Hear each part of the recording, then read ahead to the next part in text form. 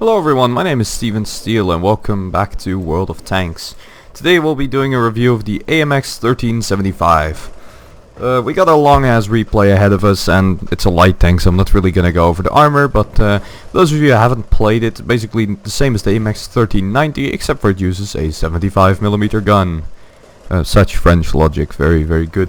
So yeah, this tank has the same gun as the AMX 12T, and what people liked about the 12T probably was the insane alpha damage, well, clip damage I should say, and this tank doesn't really have that. Instead you get a more mobile platform, way better gun handling. This gun handling is up to par with every other light and even some medium tanks. It can really handle a lot better than people think, and once you get a good crew together it becomes a pretty good beast really. On the other hand, as you can see, the tank is still not as fast as the Americans, and the autoloader isn't as good as the Americans, so I cannot say that this tank is like top tier or whatever, top in the tier I should say. We are looking at the matchup here. I have a pretty good game ahead of me, I do think. The enemy team has quite a few bad players, and unfortunately we do have a Carnarvon who went to the beach and he's actually asking for help. I'm not very keen to help him, but in a bit I will be, but you'll see what I mean then. But yeah, the beach on this map, Overlord's generally not very useful because well, it's the BG. You can't really push there, you can't assist your team, it's pretty much isolated and useless. But to get back to the tank, top speed in this tank is 61, the MX-12T had 60, but this thing actually reaches it rather well. Playing a bit passive here, by the way. I'm not entirely sure what to do as of yet. The game is unfolding a bit and you don't really have many scouting locations. I did spot a few enemies, but that's it really. So now I am going down to the beach using that top speed. As you can see, it easily reaches it downhill obviously. Traverse of the tank is I believe 40, it's alright, and terrain resistance is alright as well, so it is reasonably mobile. It's better than the 12T as I said. What's important to note is that with the same gun comes the same problem of having very low pen, and you'll see that when we get to these IS-3s. I'm not even sure what the pen is on this gun anymore. It's 144, there you go. Well, pretty damn terrible. But let's get to this IS-3 site and let's fuck him up. So even though I hate this position, even though I don't like the beach position on this map, killing an IS-3 this free, I can't really pass up on that chance, so you know, putting an entire clip into him, and now I'm going to reload, and the reload on this gun maxed, well, pimped out is like 15 seconds. I mean, I don't have Brothers in Arms, but it's still pretty damn low for a gun like this. But then again, the gun performance, even though it's pretty good overall, it only does 135 per shot and it has bad penetration. It's the AMX 12T's gun, but just better handling, I guess. So now I'm gonna look if the enemy lets me push on this beach, but usually that doesn't happen, and I still don't really like this position. I don't really honestly like it. I mean, it's alright, but it's not really my type of thing. But let's see what will happen here. So going up here we might encounter the RT. That's probably the best reason for me to go here. I wouldn't want to get rid of this RT as soon as possible. I get one shot into him, second shot, and teammates finish him off. Now the IS is pushing into me. I'm gonna try to shoot him and do some epic backward driving here, but I don't really want to get killed by the IS, and I decide to go for a reload. So I've done a reasonable amount of damage so far. For this gun it's definitely a good amount, and I'm honestly not too sure what would be my best play to make here. Honestly, I mean, helping the Carnarvon is the obvious answer, but other than that there's not much I can do. I'll shoot T-44 in his ass, very nice. But this last shot has to bounce obviously, so I actually have to aim this one a bit, but I get an incredibly nice shot over the Carnarvon's hull and killing that guy, and the super Pershing is gonna finish off the Carnarvon. There's nothing I can do, and I'm not even gonna bother. I'm gonna move forward and I'm gonna go help my team hopefully and get away from the super Pershing.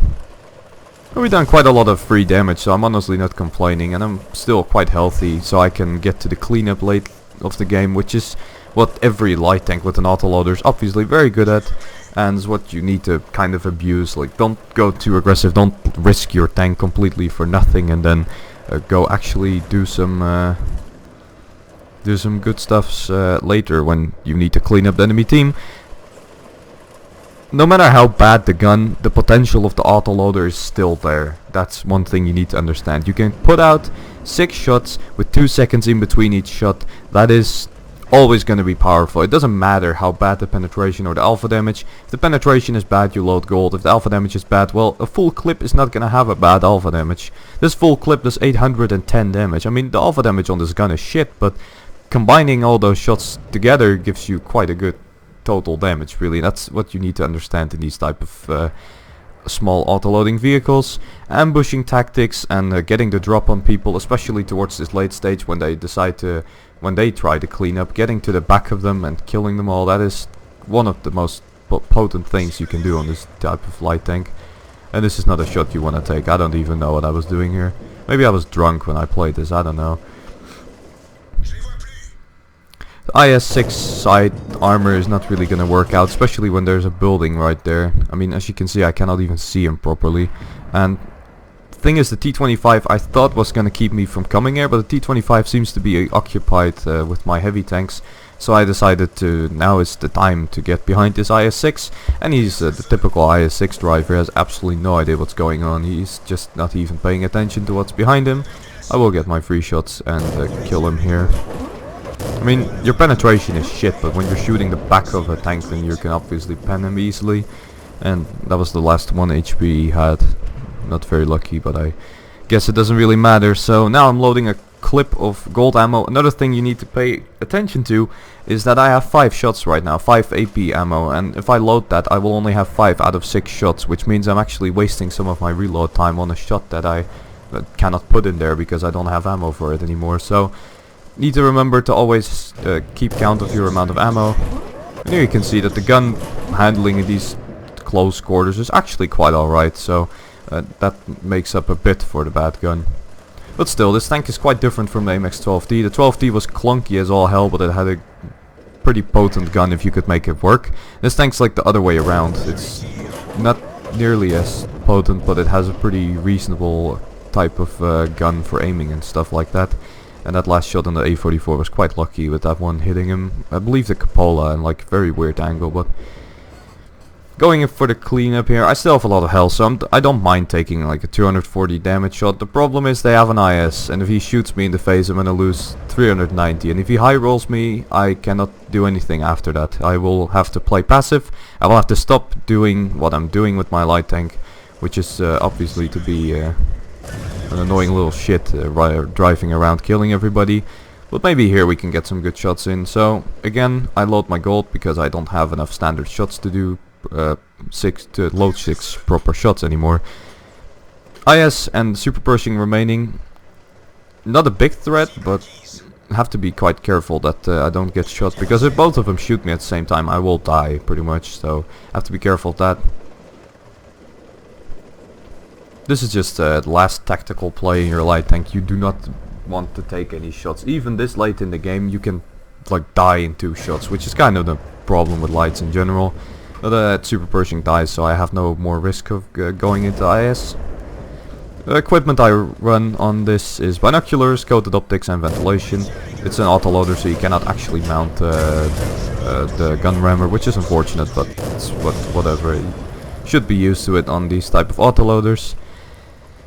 And last but not least, you have one more choice.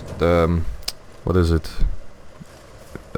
Camouflage net. Yeah, you can take a camouflage net. I didn't do so. I did so later on this tank for the light tank missions, but if I were to play it properly, I would probably put ventilation on it. Or you can choose for yourself, maybe even gun lane drive, but I don't think this gun really warrants a gun lane drive, as it is surprisingly accurate for what it does. I don't really think a gun lane drive is going to be worth.